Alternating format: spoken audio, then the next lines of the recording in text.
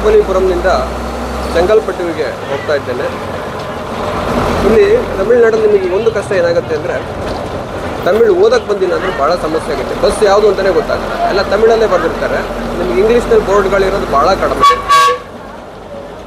ನಾನು ಅದಕ್ಕೆ ಯೋಚನೆ ಮಾಡ್ತಾ ಇದ್ದೀನಿ, ನಾನು ತಮಿಳು ಅಕ್ಷರಾಭ್ಯಾಸವನ್ನು ಪ್ರಾರಂಭ ಮಾಡಲ ಅಂತ ಯೋಚನೆ ಮಾಡ್ತಾ ಇದ್ದೀನಿ. ನೋಡಬೇಕು, ಕಲಿಬೇಕು ಅಂತ ಇದೆ, ನೋಡೋಣ.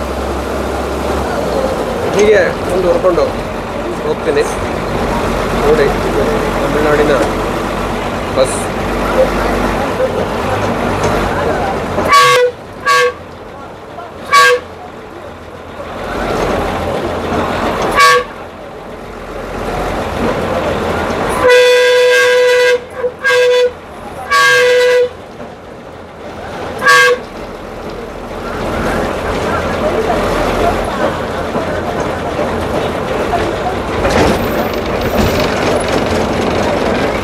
ಇಲ್ಲಿ ಉಪ್ಪು ನೀರಿನ ಕೆರೆ ಮೋಸ್ಟ್ಲಿ ಕಾಣಿಸುತ್ತೆ ಅನ್ಸುತ್ತೆ.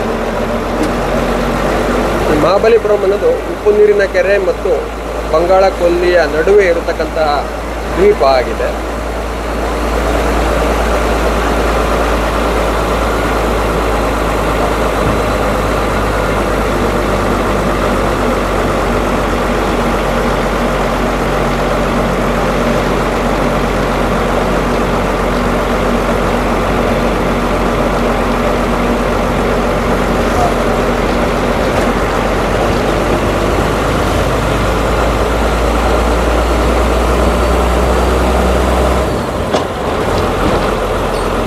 ಇದೇ ನೋಡಿ, ಉಪ್ಪು ನೀರಿನ ಕೆರೆ ಅಂತ ಕರೀತಾರೆ.